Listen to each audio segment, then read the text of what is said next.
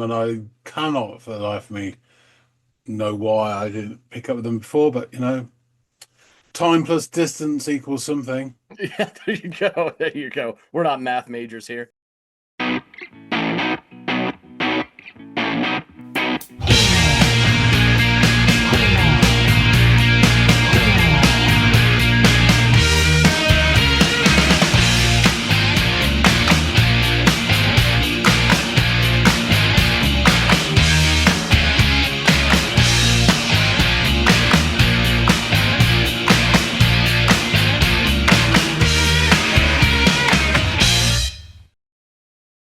Hey, everybody, and welcome to another episode of the Audiophiles, you bugger. My name's John. His name is Andy. Sometimes I feel I've got to run away. I've got to get away from the pain you drive into the heart of me. The love we share seems to go nowhere. And I've lost my life, for I toss and turn. I can't sleep at night. More on that later. Andy, what have you got in store for us all today? I would like you to check out a group called Car Seat Headrest. I imagine you're not familiar with their works. Yeah, I do know of them. Got faint. I've got an idea of them. I do know their name was banded around, and I have listened to some of their stuff, but I couldn't tell you what it sounded like. It was a few years ago.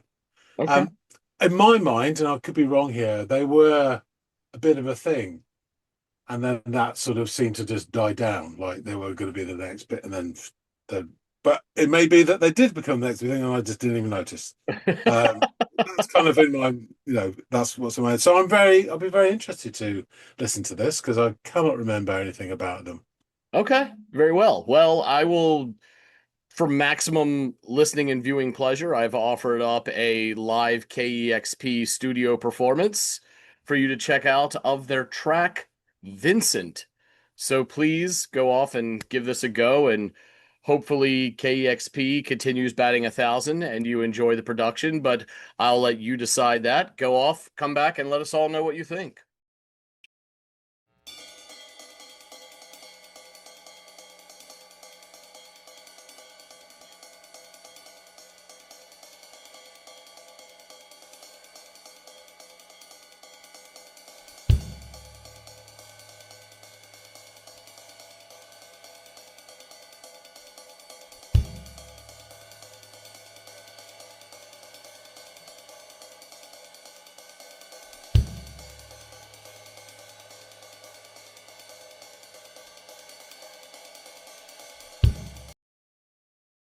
They're clearly in no hurry.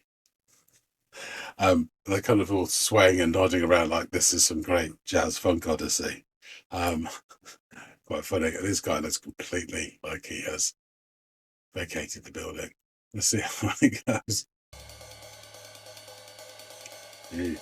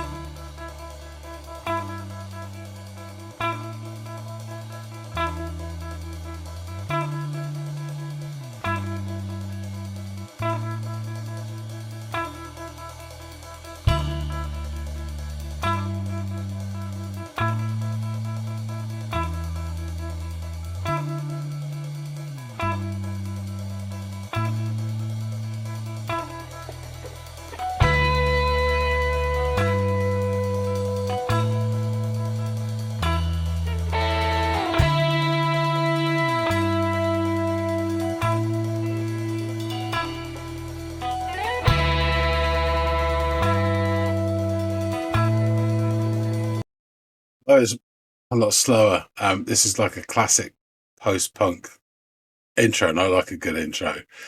You introduce the elements one by one, and then you speed them up to get to a sort of mini crash that opens the song proper. The sound used to do that quite a bit. Really good. Let's see how this goes.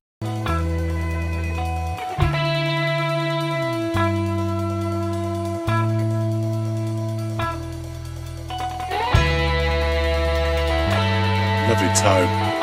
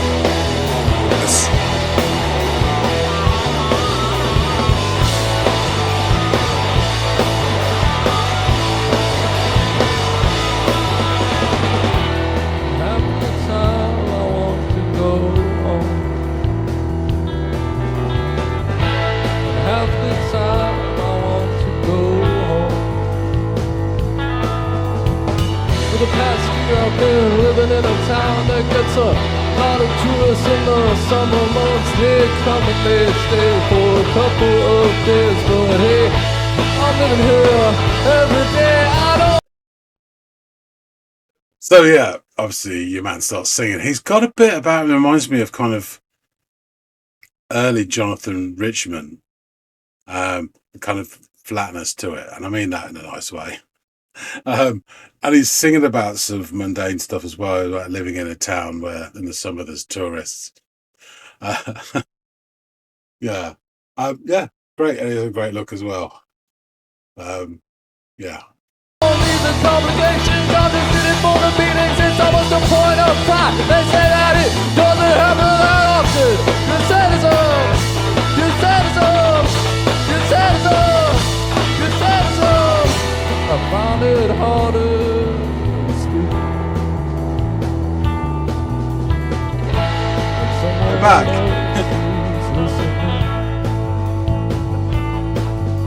In the back of the medicine cabinet, you can find your life story and the future and the side effects. I haven't played guitar in months. My skin's all blue. They got a portrait by Van Gogh on the Wikipedia page. More clinical depression. When I'm to describe it, I help to describe it. It helps to describe it. Yeah. So this seems to be like little sort of was non sequiturs or little vignettes of observations. Sorry. Yeah, I'm sure he said about medicine cabinets in the future and they're not being able to play the guitar because the strings are broken. And they said something about picture of Van Gogh on Wikipedia. Well, they pronounced it wrong as well. Where the hell people got this Van Gogh from? Unbelievable. You just check that again. But yeah, it's interesting, these little sort of random thoughts fire in there. That reminds me of something which I'll tell you about later. You can find your life story and the future and the side effects. I haven't played guitar in months. My skin's all blue. They got a portrait by Van Gogh on the Wikipedia page. More clinical depression. When I'm to describe it, I help to describe it. It helps to describe it. It helps to describe it. It helps to describe it. I'll have a straight. I pull myself with drink, so myself alive. You know I would, you know I tried. Don't you know I cannot believe that. So first of all, we had the nodding head incident with the lead singer, and now second guitarist has joined in, and his headphones are slipped off. It's so funny. We just go back a little bit to see that actually happen. I pull myself with drink, so myself alive. You know I would, you know I tried. Don't you know I'm not strong? Someone's gonna okay. Someone's calling the car. Someone takes me away. Someone makes it outside. I had a bright tomorrow. Turn it out today. Now I'm silent at last. Now I have nothing to say. Nothing to say.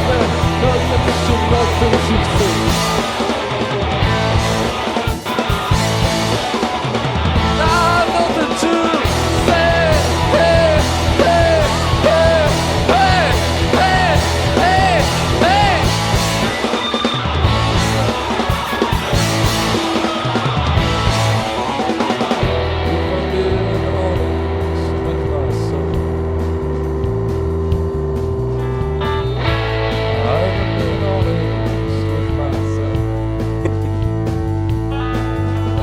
Hard to speak in a foreign language. Intoxicado, intoxicado, intoxicado, intoxicado, intoxicado, intoxicado. I find it easier to sleep. I'm not holding the noise machine. Half the time I'm like this. No sending back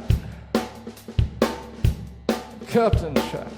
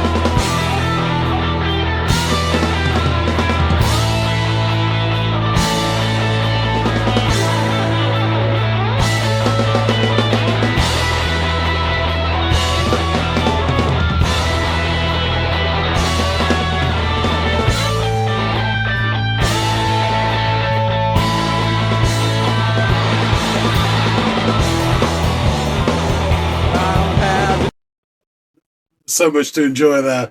So yeah, you get this breakdown, the drums, just the drums, and that's always like a classic, but it's always really enjoyable.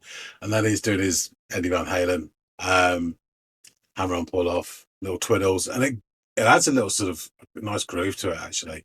And then your man comes in. So the two disparate guitar parts.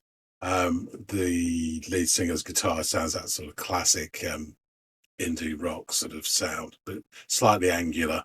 And as they build and come slowly closer together, it's not like two intertwining guitars at all.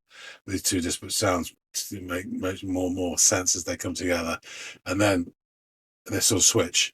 And then he's doing the big sort of airy chords, almost like windmilling, while guitar number two is twiddling up and down and getting paid by the note.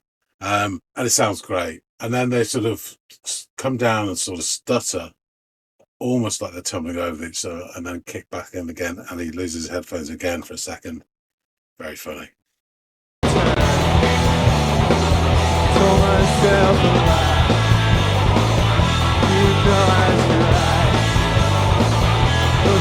So the switch is full because now guitar number two is leading the vocals. And we're guessing he'll come back in.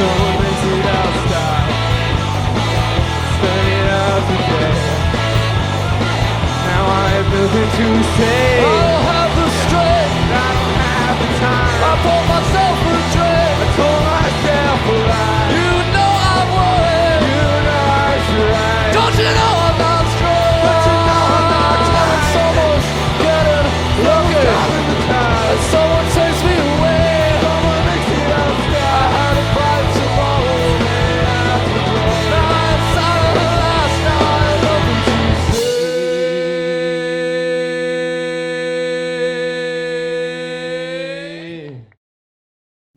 Just 1 second. That was really funny.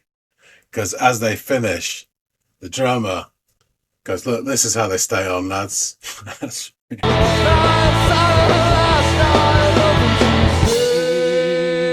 There you go.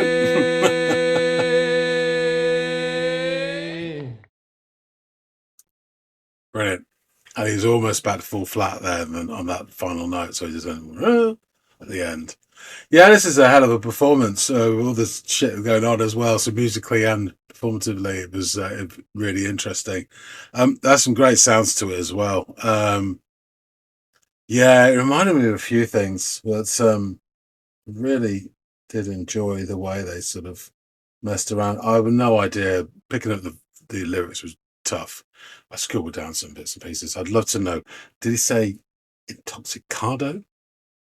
Don't even know. Is that sort of Spanish or something? No idea. So I guess we have to find out. Let's go back to the man who knows and chop it up with Andy. Okay, so you have returned. What did you make of Car Seat Headrest and their track Vincent? Starry night indeed. So it starts off with the old tippity tap on the metalwork and a spasmodic whomp from the bass drum. every now and then. Meanwhile, the rest of the band stand around nodding, like they're listening to the thoughts of Marcus Aurelius or something. Except the bass player, who is seemingly zoned out completely in an effort to perhaps remember that nice recipe for gazpacho soup. I don't know, but he's definitely left the building. The guitarist, who clearly thinks that Clark Kent is the aspirational figure in the Superman comics, Yeah. wiggles his spine, and two words flash up in my head: tapeworm. The band are clearly in no hurry here. At the 43-second mark, this jazz funk odyssey begins to morph with the introduction of a repeated note from the second guitarist, a leather-clad lefty. Always good to see, and he does a bit of a hammer on and pull off to sort of notate the other note. So it's quite pleasant. After 20 seconds or so, the bass player adds notes slowly, dropping them like socks on the way to the communal laundry room. CK, as I'll call him, Clark Kent, comes in with the lovely tone to his guitar, and his pace matches the bass drum as he makes his way slowly up the fretboard. And when he finds a note that he was looking for all this time, in the classic rock style, he repeats with building rapidity, and then we break out into the song proper. So I do like a good intro. And this was well over 2 minute intro. So yeah, no problem with that. And I was said in the reaction, I think it's like in its style, it was proper post-punk intro, which is the golden rule: start with the drums and build instrument by instrument, then speed up to a climax and then into the song. And that's what really good post-punk songs do. I of love the that cymbal work age. too. Yeah, That was so great. so we are now onto the song proper. Guitars, riffs, bursts forward, and CK starts to sing.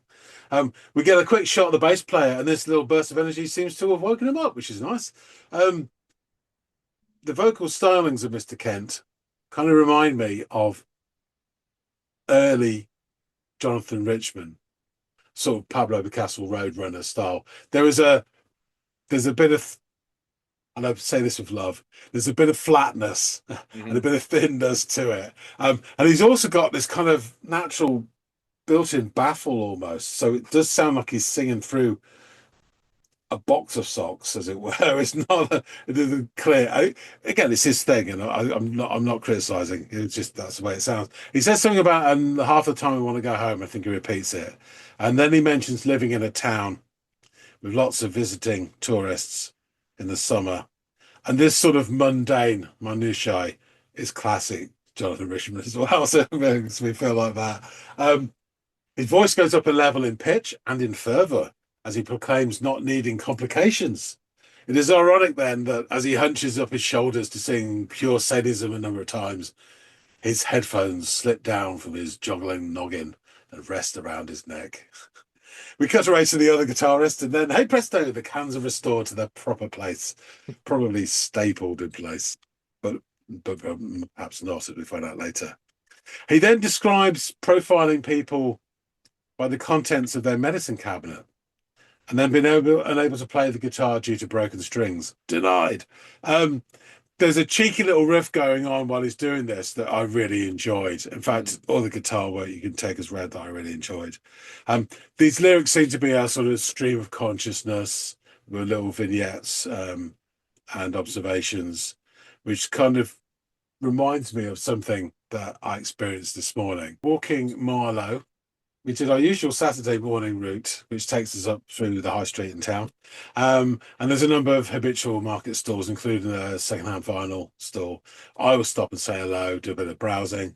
Marlo always gets a biscuit or two from Simon, the owner. And today, as we were there, this guy walks past in his late 50s, tall, lean, and wearing a leather jacket, not unlike the second guitarist in the band here. And as he walks past, he broadcasts his own internal commentary for passers-by to enjoy as well, which is thoughtful of him. So he's just walking past, and I hear him say, records. They call them vinyl now. I've got no time for records. I get my music streaming. That's all there is to it. I don't need to touch anything. And he carries on. So I finish at the store and then I walk up the high street. And now our friend is now sitting in the entrance to a bank, which is yet to be open because it's quite early in the morning.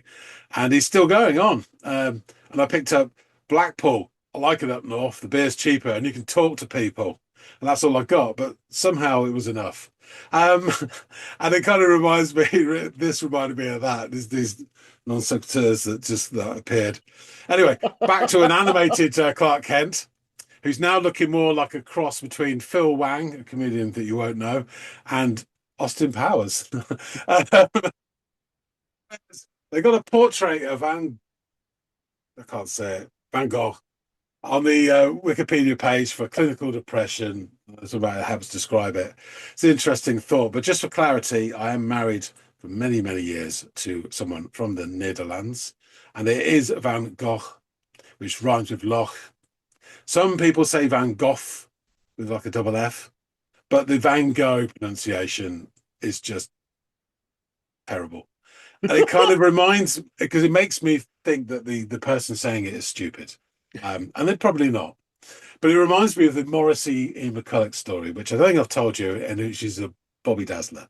So apparently, Morrissey, having only ever read stuff, was with Ian McCulloch, and he pronounced the word chasm instead of chasm because that's how he saw it.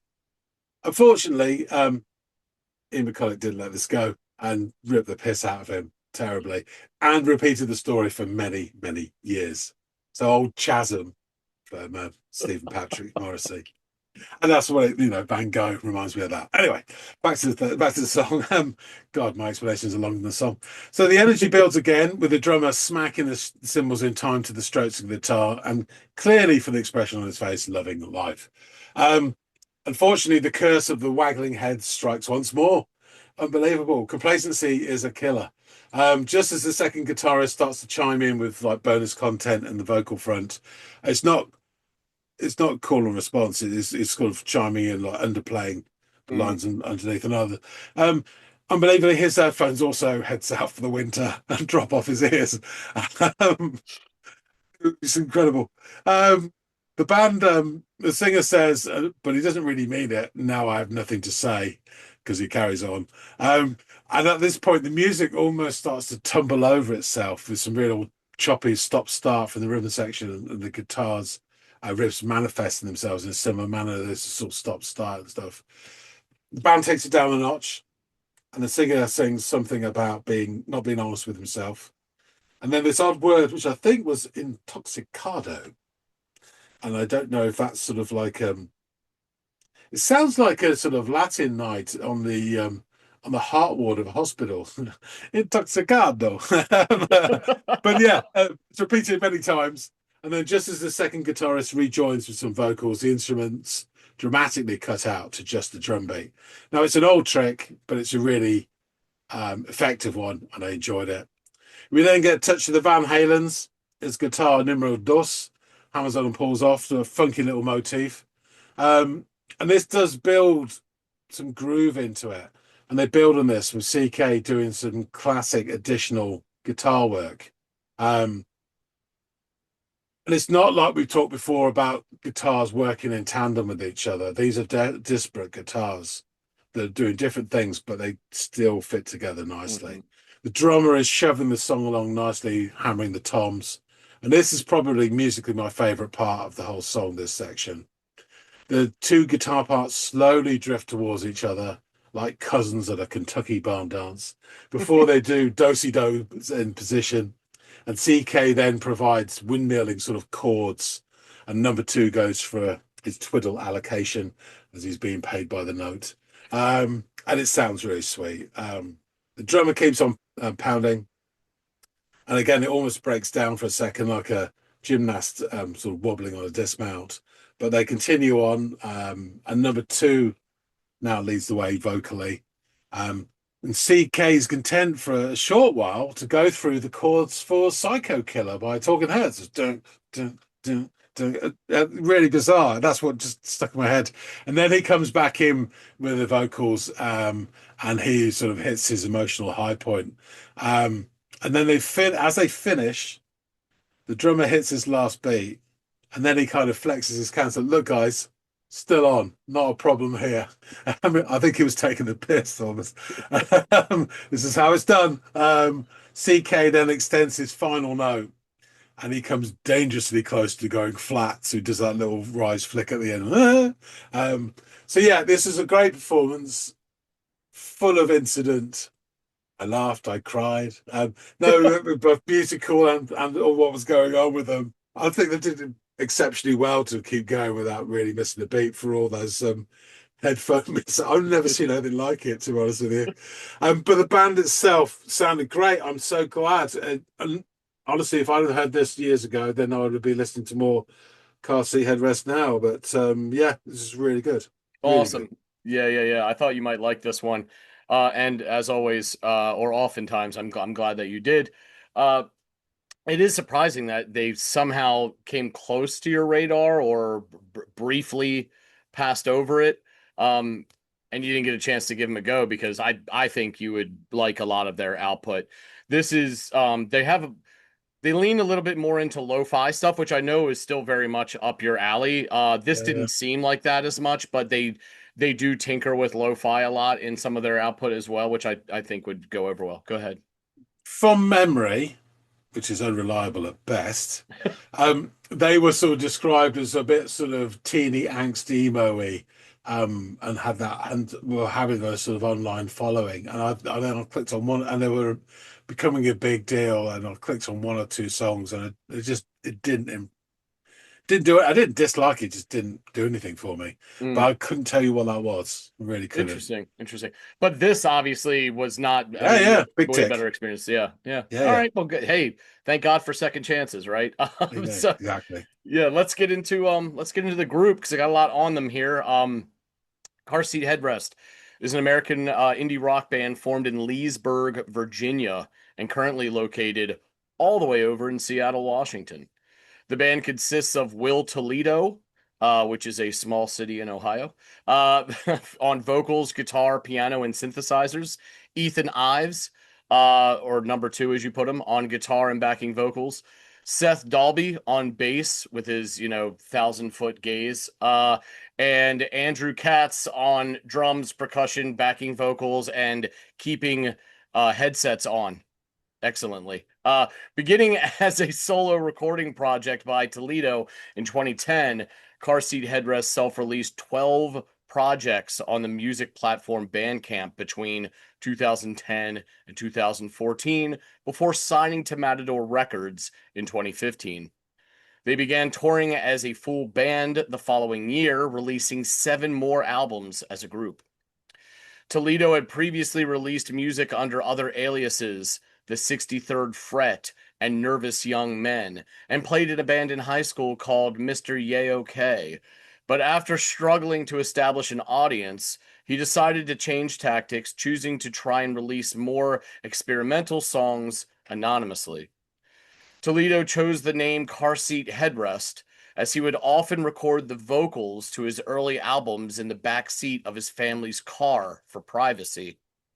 He recorded vocals through through his laptop's built-in microphone, not buying a separate one for the first 3 years of the project, and used the free audio applications Audacity and GarageBand. So yeah, lo-fi less out of choice and probably as out of necessity at this point. He's a young guy. I mean, Christ, his booth is the back seat of his Chrysler minivan or something like that. So it's interesting that all of his stuff came out sounding as lo-fi as it did because that's kind of what he was working with. And yet, within the KEXP studio, he managed to get his voice to sound just like a laptop microphone anyway. Yeah, Well done. exactly. Yeah, he's really honed his craft. Throughout the summer of 2010, Toledo released his first 4 albums under the Car Seat Headrest name. They are 1, 2, 3, and 4. This guy really thinks outside of the box. 1 and 2 incorporated less traditional song structures based around samples and stream of consciousness lyrics, whereas 3 and 4 would begin to cement his lo-fi indie rock style. Following the numbered albums, Toledo began attending classes at Virginia Commonwealth University, releasing the Sunburned Shirts EP during the first semester. The Sunburned Shirts EP was later semi-combined with his fifth LP, Five, I know, mind-blowing, now removed from their Bandcamp altogether, to create his first titled album, My Back Is Killing Me, Baby, released in March of 2011. Songs called from Five and Sunburned Shirts were moved to the B-Sides compilation album Little Pieces of Paper with No written on them. After a difficult and lonely semester at VCU, Toledo transferred to the College of William and Mary, where he would release his next project, Twin Fantasy, a concept album centering around a relationship he was in at the time. Twin Fantasy was followed by 2012's Monomania and the Living While Starving EP, also known as Starving While Living. Around this time, Toledo began performing live shows with fellow students Adrian Wood, Austin Ruff, and Christian Northover, recording and releasing a short live album in July of 2013 entitled Live at WCWM Car Seat Headrest at the University Studio. Toledo released his next full-length project the following month, a 2-hour-long double album entitled Nervous Young Man, described on its Bandcamp page as a collection of songs written between the ages of 17 and 21. 3 of the songs and the title of the album were taken from his high school solo project, Nervous Young Men, but had been heavily reworked and re-recorded. Toledo's final solo release was 2014's How to Leave Town, an hour-long EP with rock and electronic instrumentation and more ambitious song structures.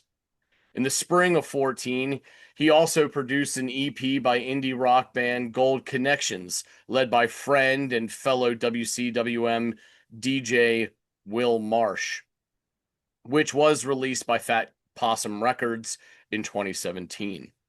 In September of 15, Car Seat Headrest announced on Facebook that they had signed an album deal with Matador Records. Toledo, who had recently graduated and moved to Seattle, recruited bassist Jacob Bloom and drummer Andrew Katz through Craigslist and to record and tour for his next album. The next month, Car Seat Headrest released the compilation album Teens of Style, consisting of re-recorded materials from Toledo's solo discography, as well as their first record to not be self-released exclusively via Bandcamp. Shortly after the album's release, Bloom left the group to attend medical school and was replaced by bassist Ethan Ives, who met the band at an open mic. Ives played bass on most of the recordings for the band's following release, but later switched to guitar, with Sam Dalby taking over on bass. Ives and Dalby would subsequently be cemented in these positions during live shows and future releases. In a November 2015 interview with Billboard, Toledo stated that the band's 2015 album Teens of Style would be followed by Teens of Denial, which he indicated would be their first to feature an outside producer and a totally different sound. On February 23, 2016, the lead single from Teens of Denial, Vincent, was released along with an accompanying music video. On March 24th, Toledo announced a May 20th release date for the album and premiered the album's second single, Drunk Drivers, Killer Whales. However, on May 13th, 2016, Matador Records recalled the entire initial compact disc and vinyl print runs of the album following the denial of permission to use lyrics from the Cars' Just What I Needed in the song Just What I Needed, not Just What I Needed. It was the first time in the label's history that they had recalled a record. The recalled copies were destroyed at the label's warehouse using a garbage truck compactor. Car Seat Headrest and Matador Records had believed that they had secured the proper approval from the Cars publisher to include the interpolation of Just What I Needed in Just What I Needed, not Just What I Needed, and had moved forward with the pressing copies of Teens of Denial with the song. However, on May 10th of 2016, Cars singer and songwriter Rick, is it Ocasek? That's how I've always pronounced it. Yeah, yeah. Denied permission to use elements of Just What I Needed after discovering that Toledo had changed a line from the original lyrics. This is sort of Sublime all over again when we had that conversation about Summertime and the reworking of that Just lyric. fuckers. Yeah. Yeah. So Toledo recorded a new version of the song titled Not What I Needed, which removed the elements from Just What I Needed and was inserted in the revised track list of the album, adding a reverse sample of something new from Car Seat Headrest's previous album, Teens of Style, and recording of an interview Toledo did with a German radio station. I'm sorry, John, go ahead. It's just, it's so stupid because he looks a complete dick for doing that. Yep. Um, and they get so precious about it. And the fact is, if he'd have used that, let them go with that. Because when was it? 2016, 17, did you Yeah. say? I mean, cars done and gone. They're in the ground at this point. There's maybe some like 50, 60-year-olds rocking around playing their great hits and a CD in their car, and that's about it. But this would reinvigorate people, then go and check out that again. People Exactly. under the age of 50 would then go and check out the car stuff, and some of it is decent. But to be so precious about that, you just come off a complete fucking stroker. And Totally none of the agree. fans of that band would go and say, "Oh, I'm going to check out them now." Yeah, yeah, after what they did. And Yeah, not only that, but they probably create some amount of tension between Matador and this newly signed young band because of like how yeah, much money they just lost and had to destroy all yeah, that yeah. shit. I mean, that's I crazy. mean, Matador's a decent label, but they're not mega bucks Right. label. Exactly. Um, you can bet some of those copies did not go into the compactor 100%. Yeah. They're still knocking around somewhere. I hope Clark Kent has one framed somewhere Yeah, in his yeah, home big or time. whatever. I Yeah, would, yeah. yeah. Exactly. So the digital releases of Teens of Denial was unaffected by the recall and included the new song while the physical releases were delayed until July. Teens of Denial holds a score of 86 out of 100 on the online review aggregate site Metacritic, indicating universal acclaim. David Bruce, David Brucey of the AV Club wrote that the repeated exercise, intention, and release throughout the record is essential to Teens of Denial's blistering greatness, concluding that Toledo seems to be saying, "Buckle in, I'm taking you somewhere exciting. Trust him." Mark Demig over at All Music found real and powerful wit in the album's songs and stated that Toledo has created something like a novel after previously offering us short stories, and it's a piece of rough-hewn brilliance. In a Best New Music review for Pitchfork, Jeremy Gordon noted, even the bigger budget and brighter environs, Toledo's underwriting DIY sensibility comes through.